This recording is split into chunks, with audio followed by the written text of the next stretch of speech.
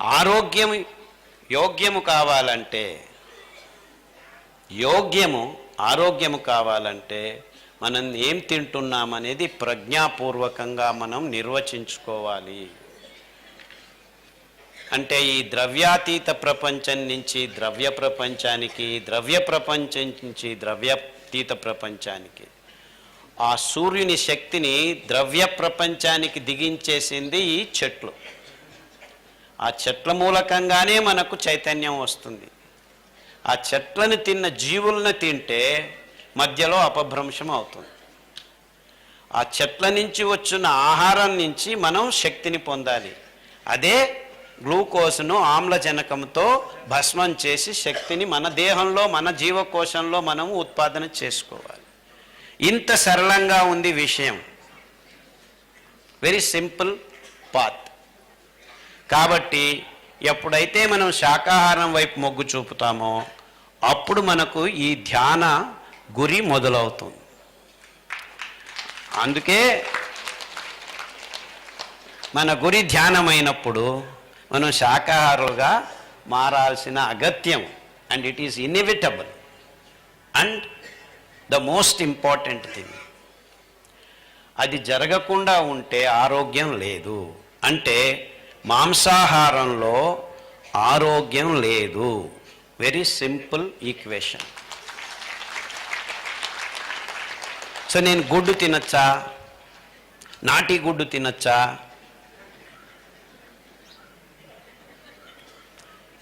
జలపుష్పాలు అని పేర్లు పెట్టుకున్నాం, చేపల్ని తినచ్చా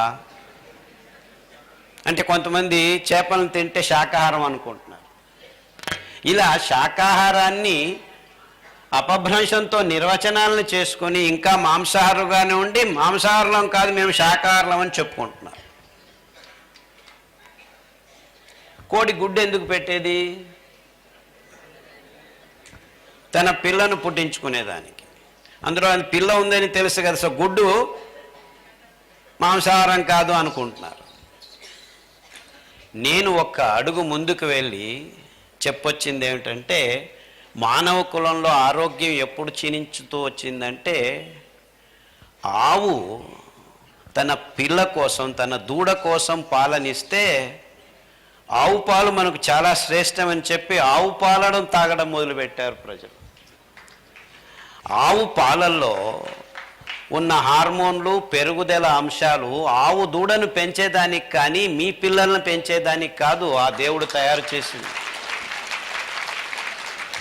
మీ స్తనంలో ఉన్న పాలు నేరుగా మీ పిల్ల నోట్లోకి వెళితే అది మీ పిల్లవాడికి పరిపూర్ణ ఆహారం, పరిపూర్ణ ఆరోగ్యం. కానీ ఏదో జీవి పాలు తీసుకొచ్చి మీ పిల్లల నోట్లో వేస్తే 6 నెలల్లో ఆవు దూడ ఇంత పెరుగుతుంది, మీ పిల్లోడు ఇంత పెరుగుతాడు.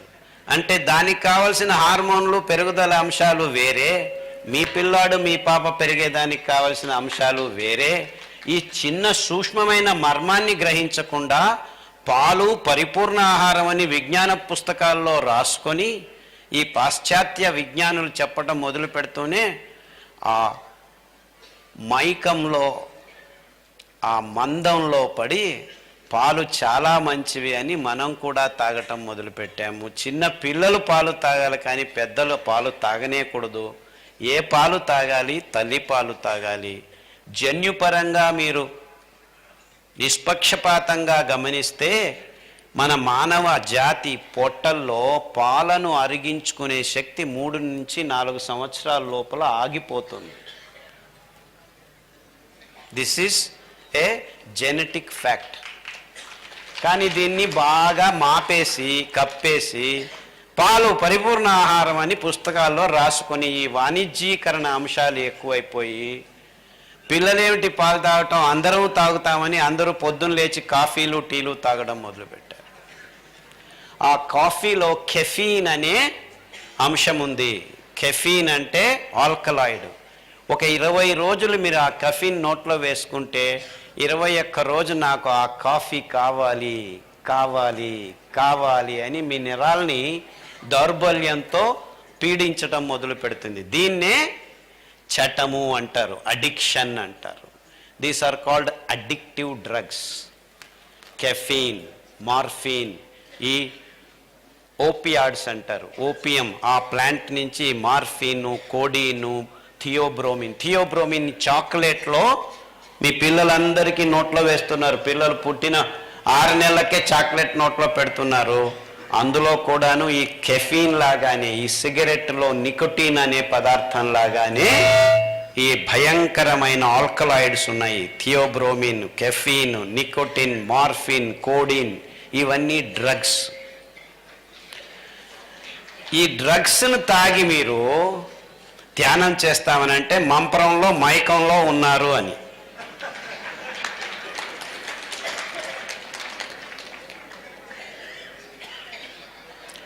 సో పొద్దున్న లేచి కాఫీ తాగకుండా ఏమీ చేయలేను నేను అని మళ్ళా ధ్యానం గురించి 2-3 గంటలు ప్రవచనాలు ఇచ్చేవాళ్ళని చూస్తున్నాం మనం. అంటే ఈ కాఫీ, టీలలో కాఫీ కంటే ఎక్కువ కెఫీన్ ఉంది. ఈ పాలల్లో హార్మోన్లు ఉన్నాయి. అంటే నిజమైన తామసాన్ని కలిగించే ఈ పదార్థాల్ని మనం సేవనం చేస్తూ యోగా, ధ్యానం అని మాటలు మాట్లాడుతుంటే నాకు చాలా విపరీతంగా వినిపిస్తూ ఉంటుంది అన్నమాట. సో మనందరం గమనించాల్సిన విషయం, మన నోట్లోకి ఈ తామస పదార్థాలు, తామసం అంటే ఏమిటి? నాకు అదే కావాలి, నాకు అదే కావాలి, నాకు అదే కావాలి, కాఫీ కావాలి, సిగరెట్ కావాలి, సారాయి కావాలి, డ్రగ్స్ కావాలి, అది లేకుంటే కాదు. దీన్ని దుశ్చటాలు అంటారు, అడిక్షన్ అంటారు. సో ఇలాంటి పదార్థాలన్నీ ధ్యాన యోగులకు అతి దూరంగా ఉండాలి. వాళ్ళని మనం వాసన కూడా చూడకుండా ఉండాల్సిన పదార్థాలు. ఎప్పుడైతే ఈ పదార్థాలు మీరు త్యజించడం మొదలు పెడతారో నిజమైన యోగ దారి మీ కన్నుల ముందు అంతరంగానికి కూడాను గోచరం అవటం మొదలు పెడుతుంది. అలాగే ఇంకా కొన్ని పదార్థాలు ఉన్నాయి. శాకాహారంలోనూ తామస పదార్థాలు ఎన్నో ఉన్నాయన్నమాట. అంటే ఈ పదార్థాలన్నిటినీ మనం గుర్తించి మెల్లమెల్లగా మన జీవన క్రమణంలోంచి దూరం చేసుకుంటూ మెల్లమెల్లగా, నేను ఇప్పుడు చెప్పానని మీరు కాఫీ తాగే వాళ్ళు ఇక్కడ చాలామంది ఉండొచ్చు.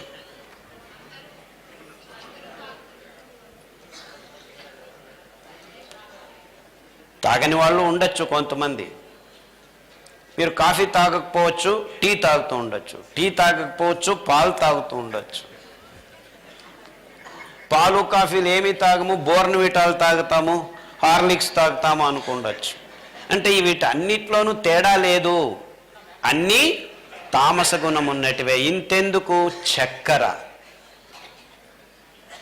చక్కెర మన దేహంలో రక్తాన్ని మందం చేస్తుంది. ఆ చక్కెర వల్లే మొత్తం ప్రపంచంలో ఉన్న ఇప్పుడు ఆధునిక రోగాలన్నీ బయలుదేరాయని ఇంతవరకు ఏ విజ్ఞాని ఎవరు చెప్పట్లేదు. ఆ చక్కెర 1 గ్రాము మీ దేహంలోకి వెళితే మొత్తం 6 నెలలు మీ దేహంలో ఉన్న రోగ నిరోధక శక్తి వెనక్కి వెళ్ళిపోతుంది.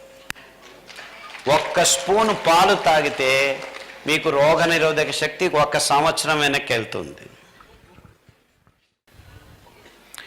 అంటే ప్రస్తుతం హాస్పిటళ్లలో రోగులు వేల లక్షల సంఖ్యలో ఎందుకు కనపడుతున్నారు? గడిచిన 50 సంవత్సరాల్లో ఒకవైపు విజ్ఞానం చాలా ముందుకెళ్తుంది అని చెప్తున్నాం.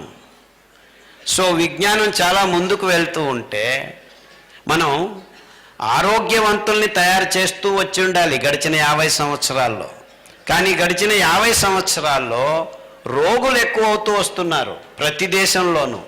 100కి 30 మంది డయాబెటిక్ పేషెంట్స్, 100కి 18 మంది క్యాన్సర్ పేషెంట్లు, 100కి 32 మంది థైరాయిడ్ పేషెంట్లు, 100కి 40 మంది ఊబకాయాలు, 100కి 70 మంది మలబద్ధత. అంటే పొద్దున్న లేచి మనం కల్మషాల్ని బయటకు వేసే ప్రక్రియ సరిగ్గా జరగట్లేదని ఇలా చెబుతూ వెళ్తే 100కి 10, 100కి 20, 100కి 30, 100కి 40, 100కి 70 అని మొత్తం యాడ్ చేస్తే 200 కంటే ఎక్కువ అయిపోయింది. అంటే ఒక్కొక్కరికి ఒక్క రోగం కాదు, ఒక్కొక్కరికి 2 రోగాలు ఉన్నాయని. ఇవి నంబర్స్ అయితే రోగ లక్షణాలు పలు భయంకరంగా గడిచిన 50 సంవత్సరాల్లో కనిపిస్తున్నాయి. ఎంతవరకు అంటే ఇప్పుడు అమెరికాలో పార్కిన్సన్స్ అనే రోగంతో అందరూ భయపడిపోతున్నారు.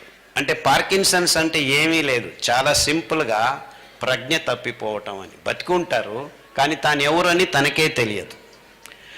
నిన్ను పెళ్లి చేసుకున్నానా, ఎప్పుడు పెళ్లి చేసుకున్నాను, ఒక అర్ధగంట జ్ఞాపకం రాదు, ఎవరు ఈవిడా ఉన్నట్టుండి తన ఇంట్లోనే ఉంటాడు. నేను ఎక్కడో వేరే ఇంట్లో ఉన్నాను, మా ఇంటికి వెళ్ళాలి, పదండి పదండి అంటాడు.